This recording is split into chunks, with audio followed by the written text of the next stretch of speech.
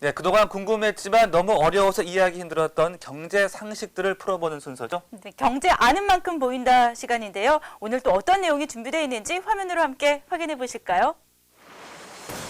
2011년 3월 11일 일본 동북부 지역을 강타한 규모 9.0의 지진.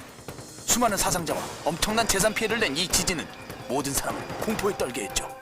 야야야, 지진 나서 간 떨어질 뻔했다는 거 아니야? 아, 얼마나 놀랐는지 말이야. 내가 말로 표현을 못해 이 자식아. 대규모의 지진이 발생하자 세계는 엔화의 가치 변화에 촉각을 곤두세웠습니다. 일반적으로 악재가 발생하면 엔화가 약세를 나타낼 것이라고 생각하기 쉽지만 오히려 엔화의 가치는 상승했죠. 지난 3월 17일 엔달러 환율은 달러당 76.25엔까지 하락했는데요.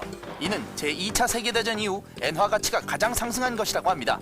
하지만 다음날 G7이 엔화의 급등을 막기 위해 공동시장 개입에 나서면서 엔화 가치는 하락했고 4월 6일에는 엔달러 환율이 85.53엔까지 올라가 엔화 가치는 6개월 만에 최저치를 기록했습니다. 아하하하하, 야 오르라 내리라 왔다 갔다 이게 뭐하냐? 아? 뭐 때문에 엔화가 이리저리 움직이는 거냐고? 어? 아이 그거 참 성격 급하시네요 정말. 이놈이요 요놈. 엔캐리 트레이드 요놈 때문이래요. 그렇습니다. 오늘의 주제 엔캐리 트레이드 되시겠습니다. 1990년대 초 일본 중앙은행인 일본은행이 정하는 기준금리는 5%가 넘었었죠. 하지만 90년대 버블이 꺼지고 일본이 장기 불황에 빠지자 일본은행은 경기를 살리기 위해 기준금리를 끝없이 인하하기 시작했습니다. 이 뭐 추락하는 것은 날개가 있어, 있다, 노! 엔화의 추락에는 날개가 없더라고요. 1999년 2월 마침내 기준금리가 땅에 떨어져 0% 수준에 이르렀죠. 그야말로 제로금리의 시대가 열린 것입니다. 그리고 잠시 0.25% 수준으로 인상되긴 했지만 2001년 3월 다시 0%로 인하된 후 2006년 7월까지 5년 넘는 기간 동안 제로금리가 유지됐습니다. 이처럼 일본의 금리가 바닥을 치자 싼 이자로 돈을 빌려 신흥시장에 투자하려는 세력들이 일본으로 눈을 돌리기 시작했고 이때 활발해지기 시작한 게 바로 엔캐리 트레이드입니다. 엔캐리 트레이드라 그러면 일본 돈을 빌려서 어디에다 투자를 한다, 이런 것을 우리가 엔캐리 트레이드고, 그 캐리 트레이드가 일어나는 이유가 뭐냐? 두 가지죠. 하나는 빌리는 돈의 이자가 싸기 때문에 빌리는 면이 하나 있고, 또 하나는 그 빌리는 돈이 지금은 가치가 굉장히 비싼데 조금 있으면 가치가 떨어질 거다. 그러니까 내가 갚을 때쯤 되면은 그것을 싸게 갚을 수 있다. 이 두 가지가 캐리 트레이드가 일어나는 가장 중요한 원인이다, 이렇게 볼 수가 있겠죠. 자, 예를 들어볼까요? 일본 금리가 0%일 때 미국 금리는 5%, 1엔은 1달러라고 칩시다. 그리고 일본은행에서 100엔을 빌린 다음 100달러로 환전한다 이겁니다. 그 다음 100달러를 1년 동안 미국 통장에 넣어뒀다가 빼면 5달러의 이익이 남죠? 초기 자본인 100달러는 다시 100엔으로 환전해 일본은행에 갚으면 끝! 돈이다 돈. 앉아서 5엔을 벌게 되는 이게 바로 엔캐리 트레이드다 이 말입니다. 그렇다면 엔캐리 트레이드는 어떤 영향을 미칠까요? 먼저 엔캐리 트레이드가 활발히 이루어지면 사람들이 엔화는 팔고 달러를 사게 되므로 엔화 가치가 떨어지죠.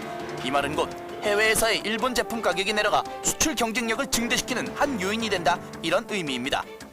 실제로 엔캐리 트레이드로 인한 엔화 저평가는 일본의 무역 흑자와 경제 회복에 일정 부분 기여한 것으로 알려져 있습니다. 그 엔캐리드가 들어오면, 우리나라 같은 경우에 자금이 들어오면 일단 그 환율을 떨어뜨리는 효과를 가지고 옵니다. 또 하나는 들어온 자금이 주식을 사게 되면 주가가 올라가는 그런 효과를 유발하게 되겠고, 문제는 여기에 빠져나갈 때 주가가 폭락하고 금리가 급등하는 그런 불안정한 요인이 될 수 있다.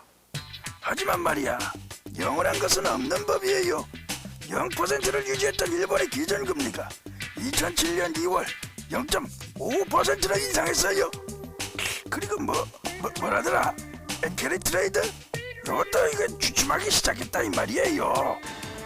그리고 글로벌 금융위기를 계기로 미국이 2007년 하반기부터 연방 기금 금리를 인하해 2008년 12월 0에서 0.25% 수준까지 내렸죠.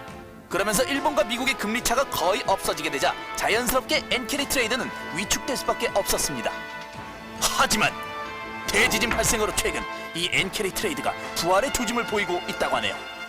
이러한 급격한 외화 자금, 그게 엔캐리뿐만이 아니라 다른 캐리라고 하더라도 이런 자금들이 국내 경제를 교란시킨 경우에 그것을 관리할 수 있는 그런 체제를 갖추어야 된다. 그런 부분이죠.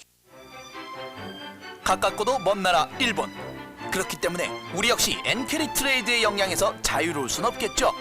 이번 지진 이후 엔캐리 트레이드가 어떤 모습을 보일지 관심을 기울이고 그것이 미칠 여파에 대비할 수 있도록 만반의 준비를 해야겠습니다. KDI와 함께하는 알기 쉬운 나라 경제, 아쉽지만 여기서 이만 인사를 드려야겠네요. 네, 지금 나가는 퀴즈를 보시고 저희 게시판에 정답을 올려주시면 저희가 또 추첨을 통해서 공연 티켓을 선물로 드리겠습니다. 네, 저희는 다음 주 더욱 풍성한 내용을 갖고 찾아오겠습니다. 함께해 주신 여러분 고맙습니다. 고맙습니다.